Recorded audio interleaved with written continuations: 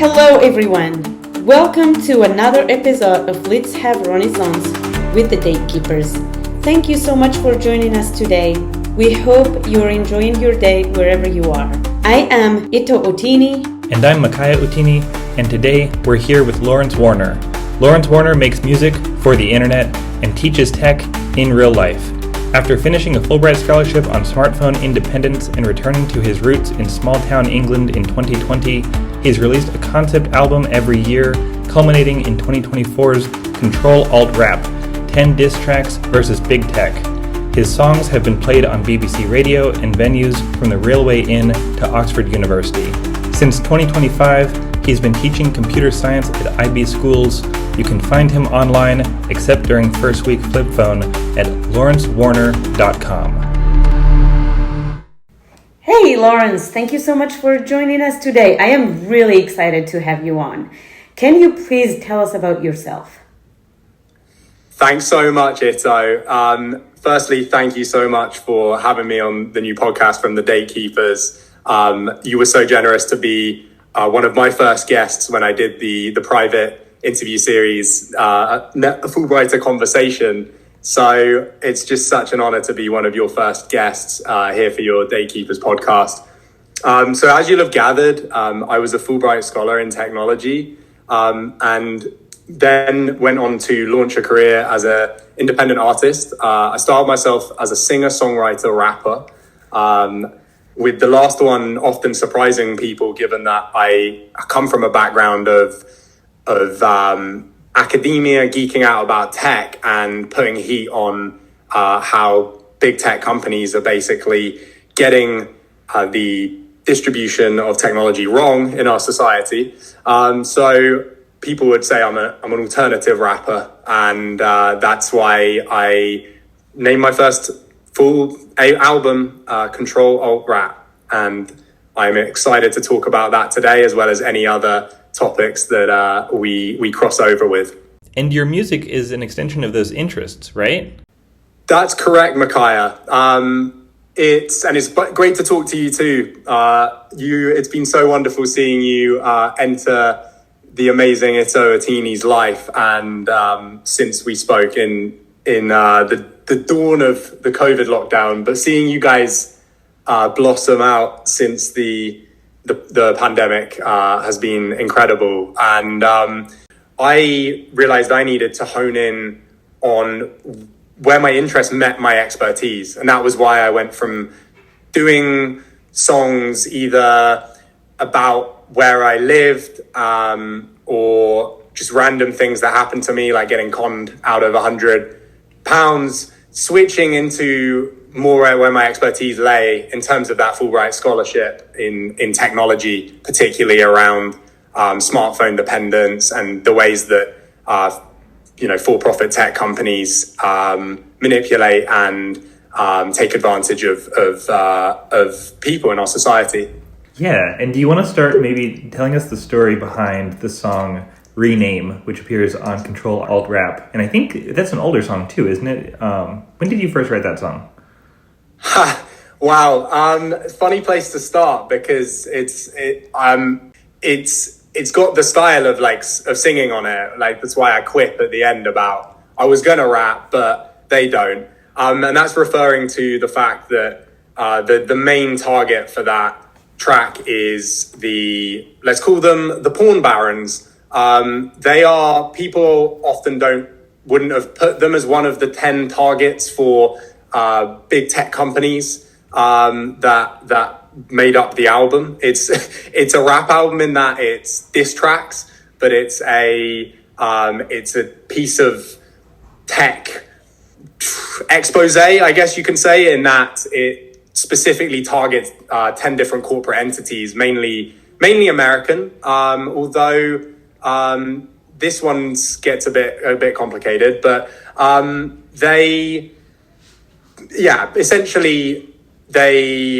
CBC, the Canadian Broadcasting Corporation, have done a great expose podcast already on the Canadian folks who basically own Pornhub and a bunch of the other sites, and have recently tried to clean up their image after some heinous stuff, all the usual heinous stuff you can imagine, including well, what I mentioned is about exposing underage boys to their content, but I would say there was some stuff around the abuse of their performers, and then there's deep fake stuff. So they rebranded, hilariously, they renamed the company Ethical Capital Partners. Ethical Capital Partners, when you're not.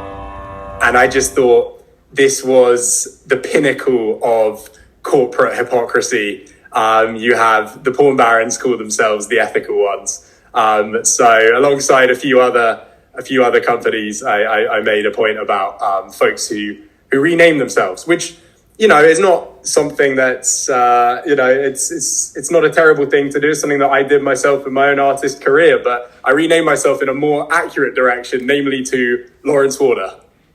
That is very accurate. That's your given name, is it not? That is correct. So, okay.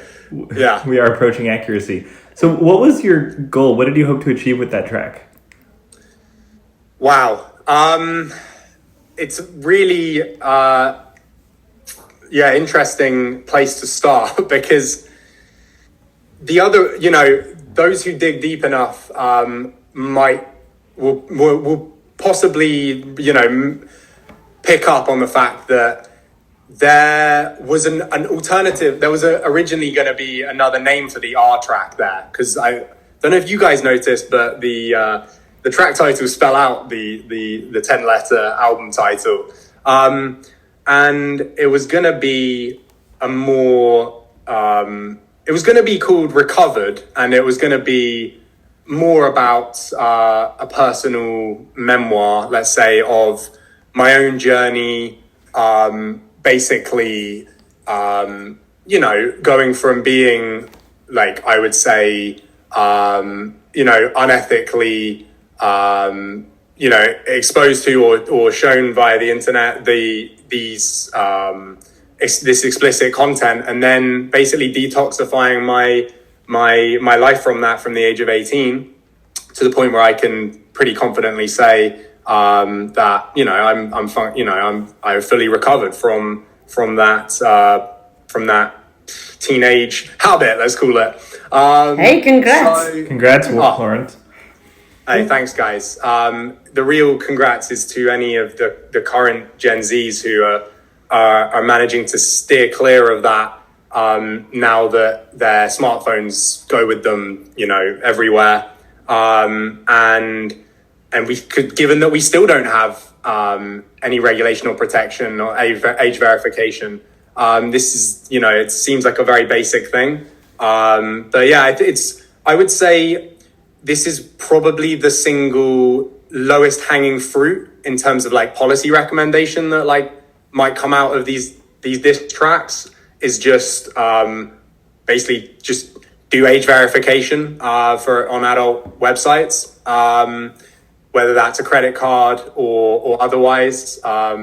We have ways in society of checking people are over 18 to buy many products, like alcohol and other things. Yes, people will still access it, but let's just do the basic effort to stop that. But like I say, I'm storing up the more impactful personal sort of memoirish content on that for a future project, when I have a little bit more sort of perspective and bit more focus on that.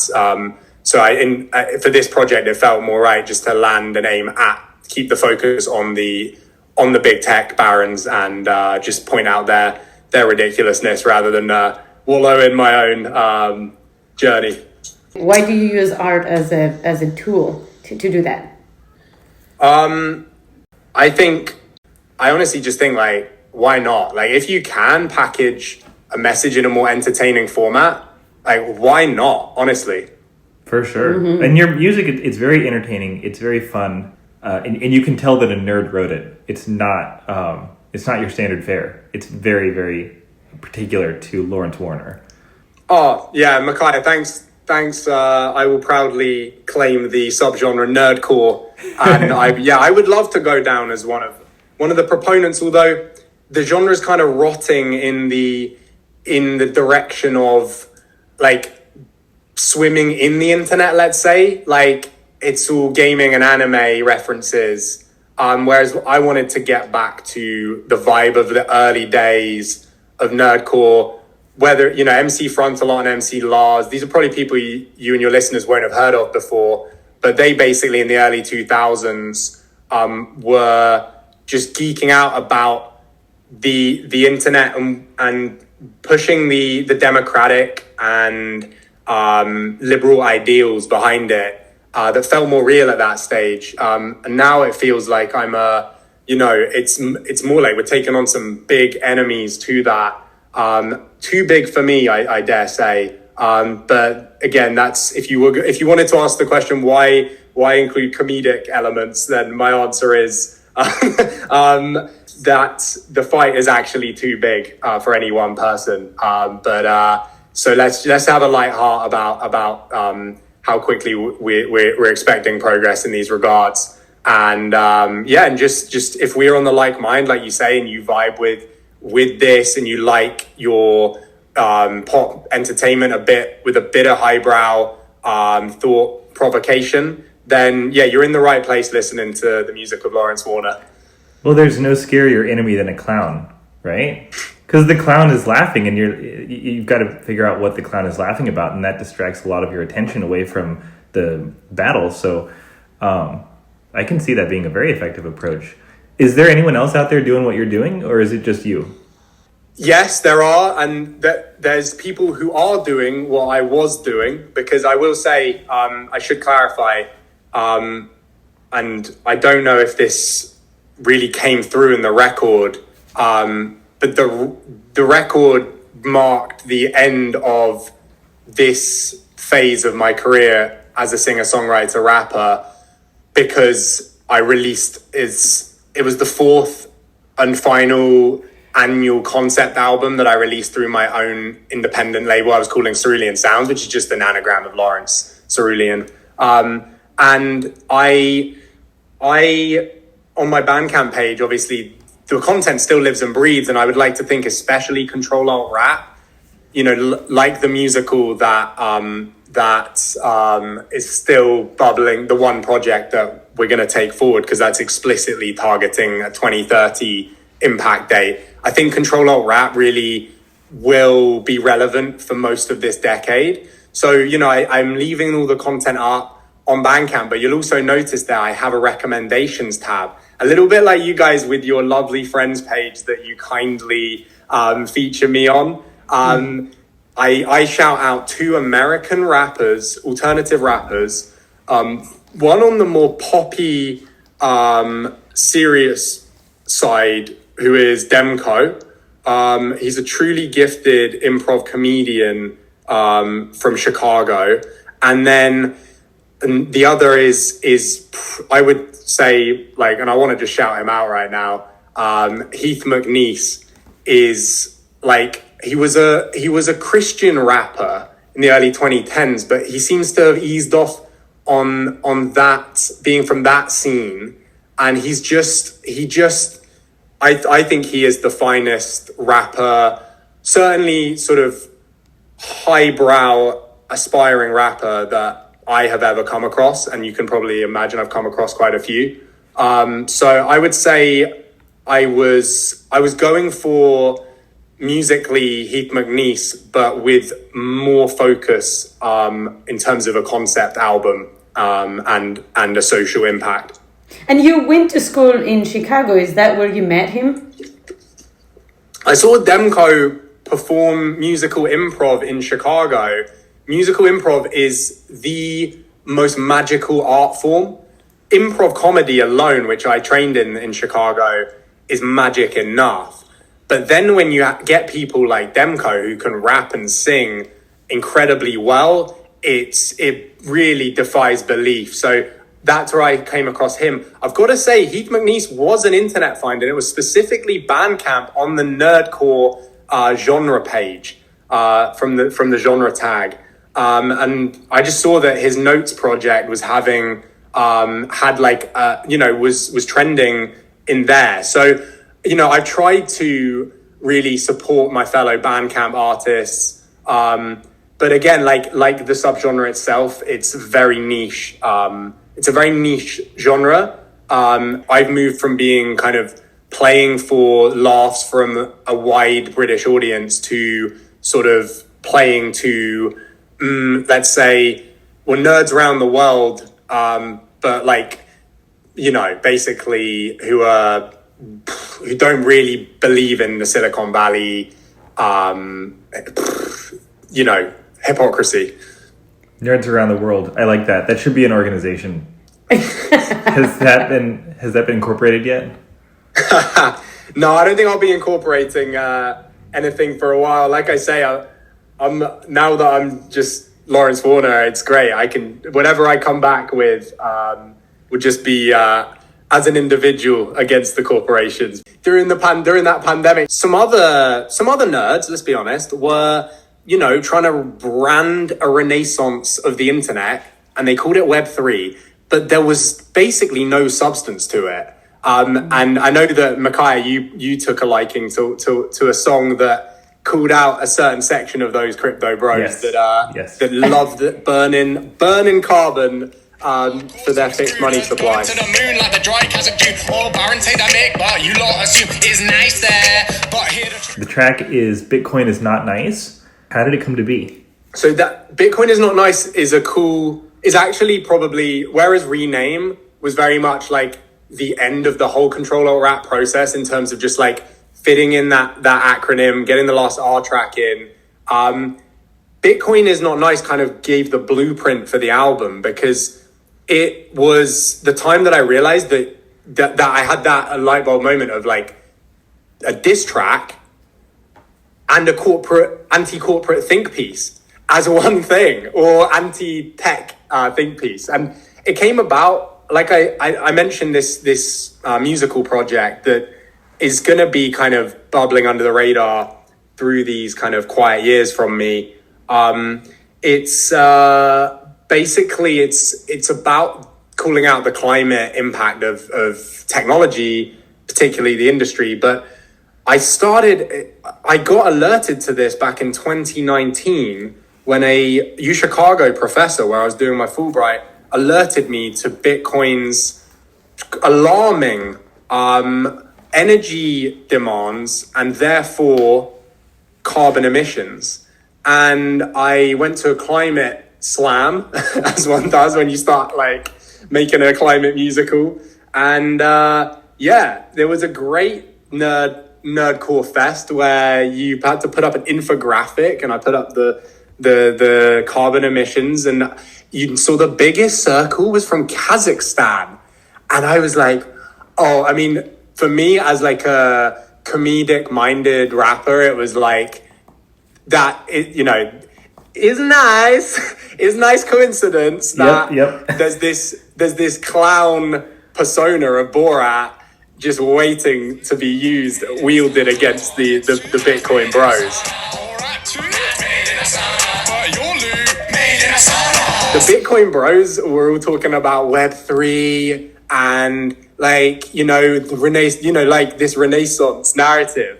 But what I saw on the infographic was basically a revert, like a doubling down on the old ways, whether it's like you know, criminality, lack of transparency, and fossil fuel burning. So, you know, I just couldn't help but call out the difference between, you know, your lovely NFT and then, you know, the very not nice dry Kazakh dunes, which is where a lot of the coal mining happens. Well, and I really appreciate, too, your use of humor, because where does the song end? It ends with no music on a dead planet. Go tell your grandma. I love that you make it personal. Like, you're talking to music lovers. There's no music on a dead planet. I sometimes wish I could put that song as an alarm to wake me up in the morning. Your Bitcoin. Just the vocal energy. Yeah, all my best ones came out when I was in the studio with the incredible musical wizard that is Matthew Large. You'll see him. He keeps an even lower profile than I do, even through these years. Yes, he brings out the best energy in me, and you'll see him credited in most everything that was Cerulean Sounds. And also, there's been some wonderful beat makers, of whom that track was an example that I licensed for some of those later raps, and I just wanted to be able to focus in on my craft of writing witty rhymes and delivering them with energy. I've got one more track I'd love to talk about, and it probably was produced during about the same time period. Facelook. It's basically, again, that along with Bitcoin is not nice, is they were the blueprints for Ctrl-Alt-Rap. But I should say they were released as singles in 2023. I saw some good feedback for those, and that's when I gained the confidence to devote an entire 10-track plus skits album to this idea of calling out specific companies. So obviously, in this case, it's a Meta, formerly known as Facebook, and one of the more successful renames of tech industry, but also another ethically dubious one. But anyway, one of their other ethical misdemeanors was, well, one of many was doing facial recognition for their auto tagging feature, even though that was illegal in the state of Illinois, where, like I mentioned, I was based for the Fulbright Scholarship. So I got to join a million other Illinois residents in cashing out $400 each from Meta, which was the highest ever payout at that time. But I think, to be honest, what troubles me more about that story, although it was nice personally to finally get paid for the data harvesting they do, I think what's troubling is that auto tagging feature was really culturally accepted, right through to this lawsuit, even being launched in 2019 and coming through in 2023. This dates back to like the early 2010s, and everyone just kind of took it for granted, like that was a fine thing for them to do. And because it had a little bit of convenience, usefulness for people.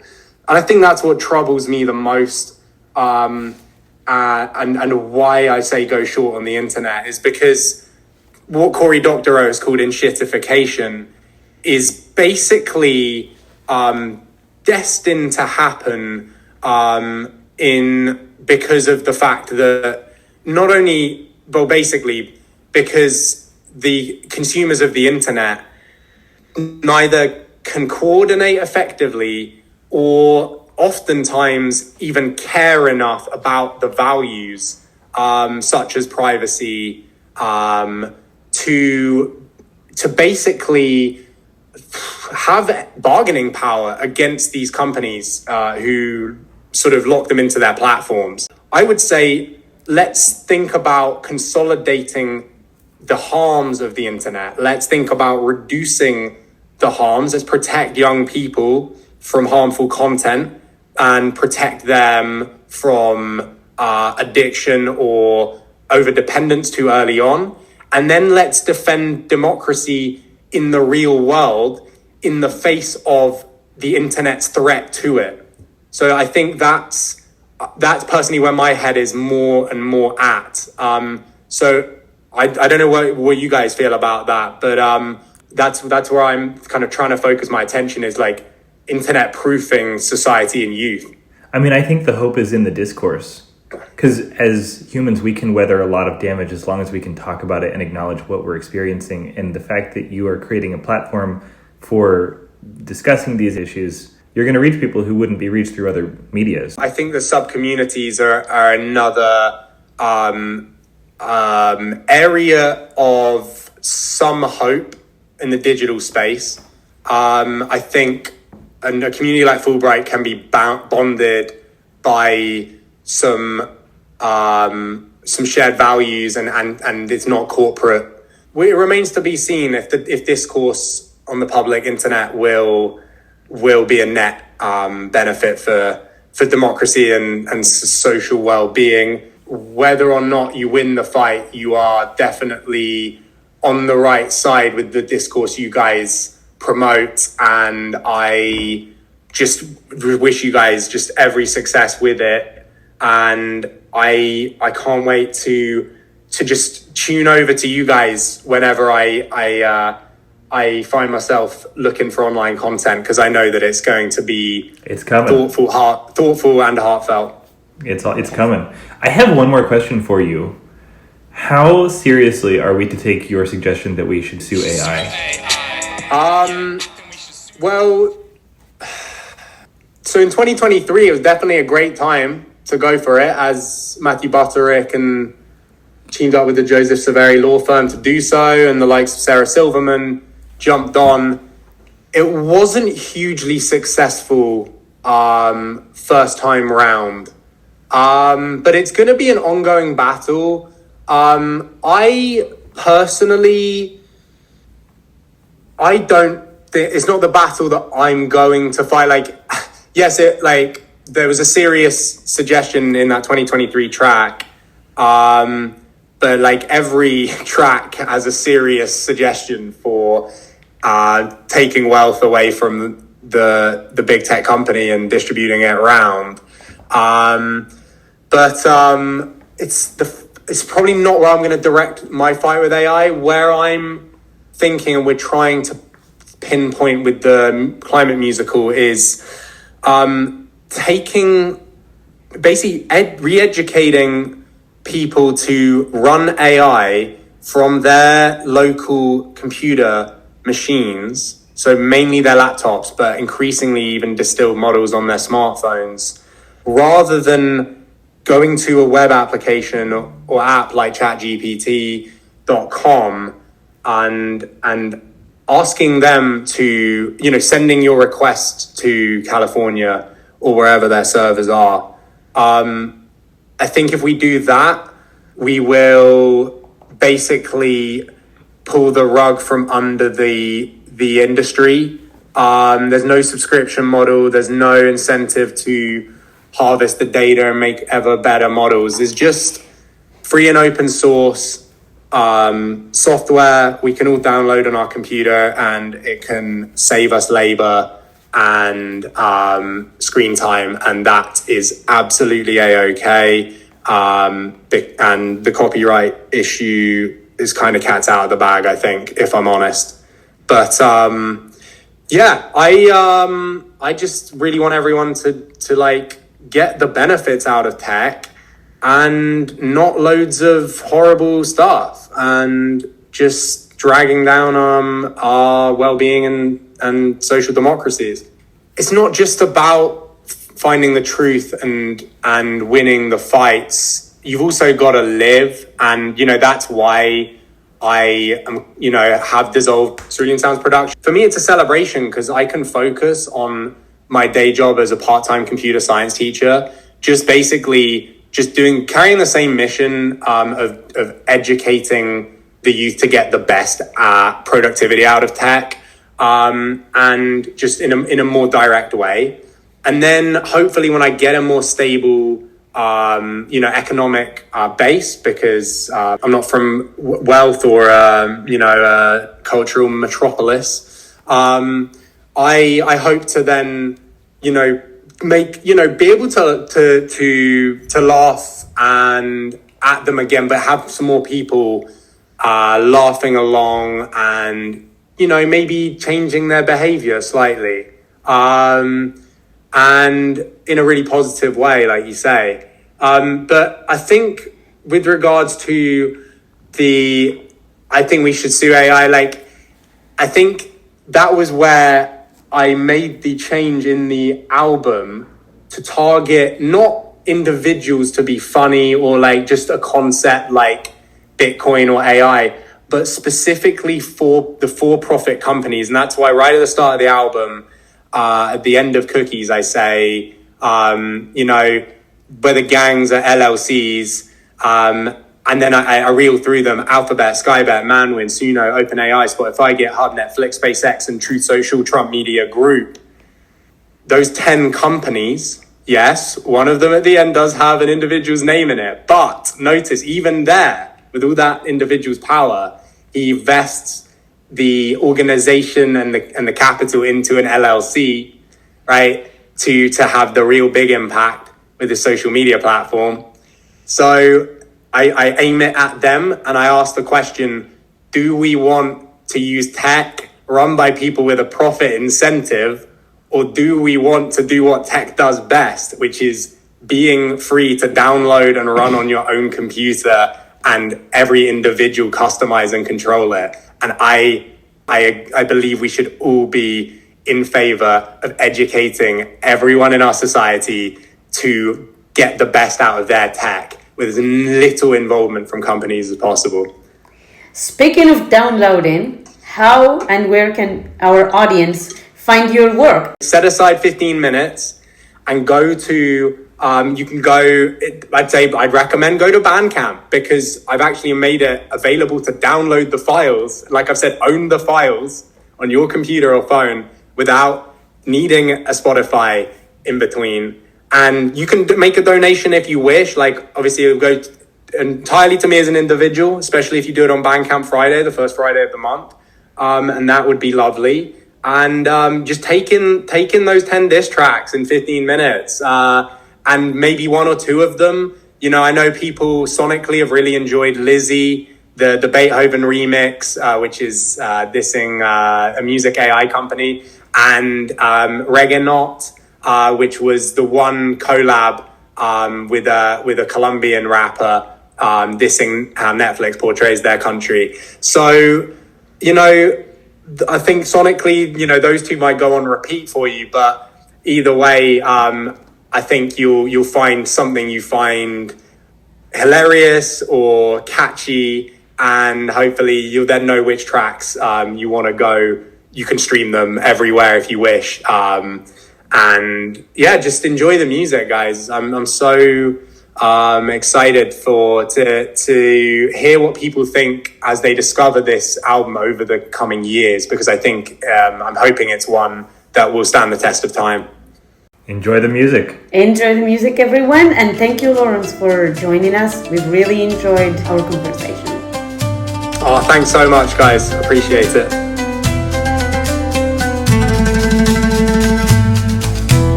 Thank you, everyone, for joining us.